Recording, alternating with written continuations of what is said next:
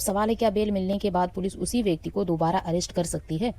तो इसका सीधा जवाब है हर सिचुएशन में नहीं। लेकिन उसी व्यक्ति को दोबारा अरेस्ट कर सकती है ये हर सिचुएशन में नहीं है, लेकिन कुछ परिस्थितियों में हो सकता है। सबसे पहले समझिए कि बेल का मतलब जो है ना वो परमानेंट इम्यूनिटी फ्रॉम अरेस्ट नहीं है। अगर अक्यूज्ड बेल की कंडीशंस वायलेट करता है, विटनेस को धमकाता है और वही जो फॉर्मेलिटीज़ है, एविडेंस से छेड़छाड़, ये इन्वेस्टिगेशन में बाधा या बेल का मिसयूज करता है, तो प्रोसिक्यूशन जो है ना बेल कैंसिलेशन की मांग कर सकती है।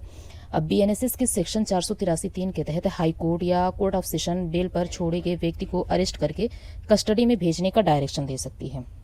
अब दूसरी इंपॉर्टेंट सिचुएशन, अगर बेल मिलने के बाद उसी एफआईआर में कोई नया कॉग्निजेबल और नॉन बेलेबल ऑफेंस ऐड होता है तो पहले मिली बेल उस नए ऑफेंस के लिए ऑटोमेटिकली प्रोटेक्शन नहीं देती है।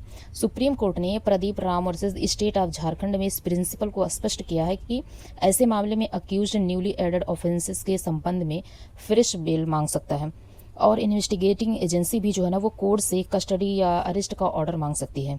लेकिन सिर्फ नया सेक्शन जोड़ दिया गया, इसका मतलब ये नहीं कि पुलिस बिना जुडिशियल प्रोसेस के मनमाने तरीके से दोबारा अरेस्ट कर सकती है।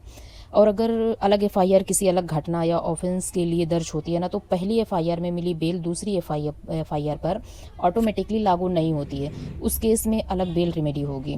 तो 3 बातें हमेशा याद रखना कि बेल कंडीशन वायलेट हुई तो बेल कैंसिलेशन हो सकती है, और उसी एफआईआर में नया सीरियस और नॉन बेलेबल ऑफेंस जुड़ा तो फ्रेश बेल कस्टडी की जुडिशियल प्रोसेस हो सकती है।